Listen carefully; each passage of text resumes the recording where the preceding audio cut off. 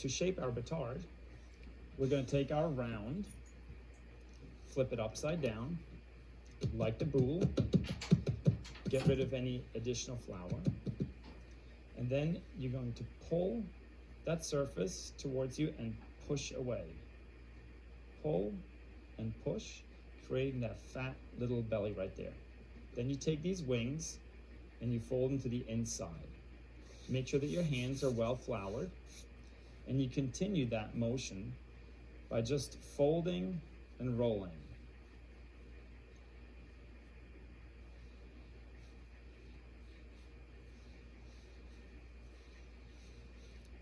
When you get close to the ends, make sure that the dough doesn't stick. Make sure your hands, again, have some flour on them. And then you're going to take this and just roll it and create that tension on that belly right there, and getting these to a nice point. Then you take this with the seam up and place it onto your dusty couche. So finish shaping the rolls. We have all of our 90-gram units. I've already pre-shaped these one more time, making them a little tighter. And the way to do this, again, if the dough feels a little dry, put a little bit moisture on there, and then degassing and retightening the shape.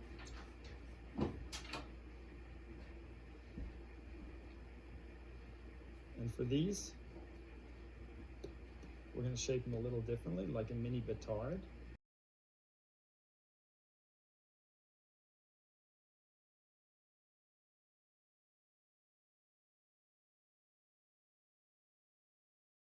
And then you take that shape and proof it upside down on a floured couche. These are going to be round rolls, and we're just going to tighten these. And then placing them again upside down on the flour couche. The reason why I'm placing them upside down is so that the top surface of my roll will have a nice white finish on it, or a little more rustic kind of an appearance.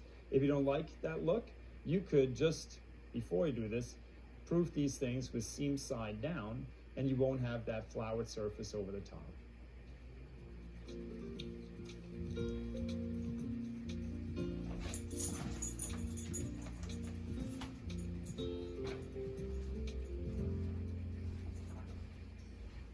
This is going to be a couronne. I've shaped these things, retightened them. This is from the pre-shaping, and I'm going to take this, degas this, and start to elongate this thing.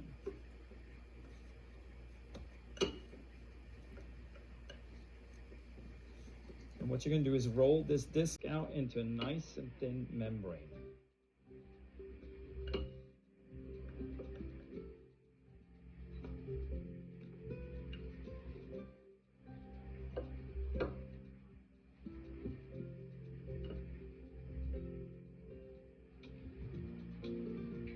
Once you've got that nice membrane, you're going to take a little bit of pan release and hit that outside edge. Transfer it over to your floured couche. Then you take your pre-shaped round rolls and place them along the perimeter of that membrane.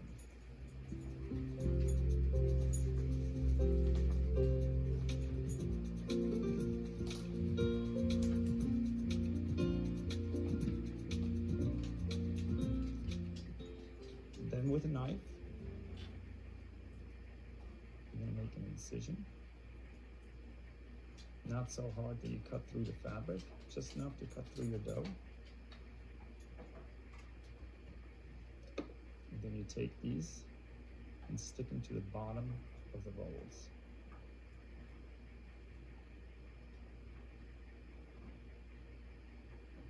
And you let that proof for about an hour. Another version of the couronne is where you roll out that membrane.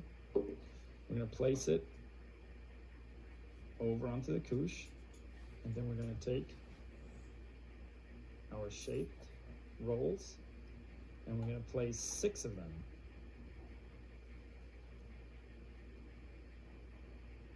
on the membrane. You don't cut this one. You allow that center membrane to stick together. You flip it over, and it's going to hold the whole piece together when it's done baking.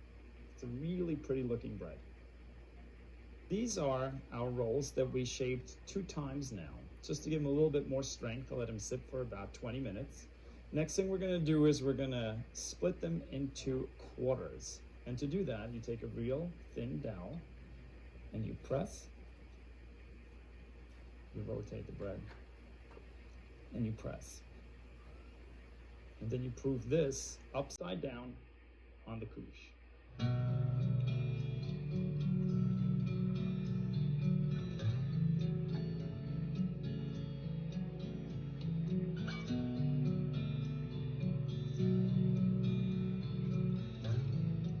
Another thing you can do, if 4 of them is too much, you can just do with a single split down the center and leave it like that.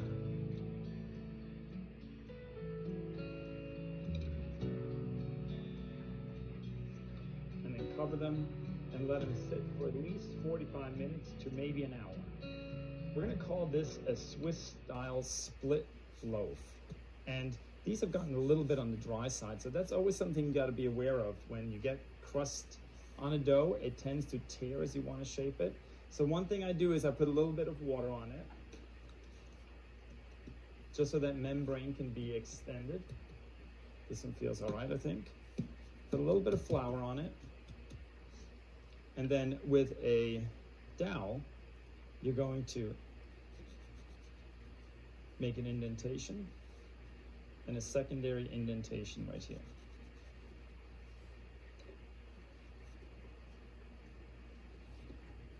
And place it upside down on that couche.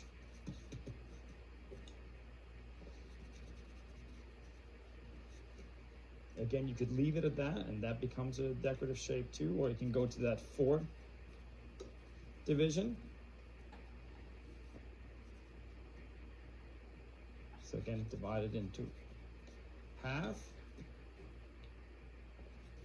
into quarters, and then what you can do too is you can actually divide it further than that. You can go divide it into 8ths.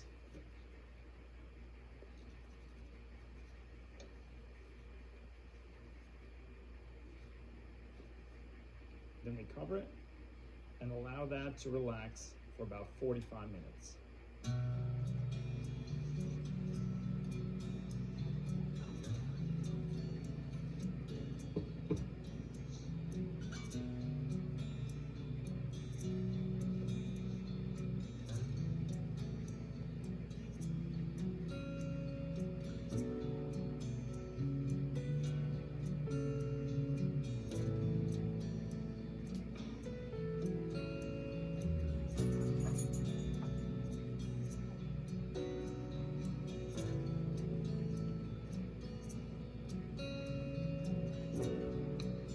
So here we have our rolls that we just shaped, gone through their final proof. The ones that we pinned out over here with the little dowel, we're not going to make any cuts on those. On all the other ones, we're going to make an incision. So we're going to start with the rounds, and what we're going to do is just make a slice right down the center of that roll.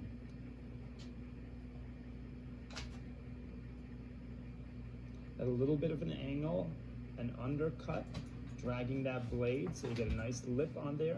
These, we're going to make the incision all the way down the length of it. We're going to bake these at 480 degrees Fahrenheit in an oven like this. We're going to pre-steam it real quick. And then with this loader, we can walk it right into the oven chamber. Pull back. And give it some more steam.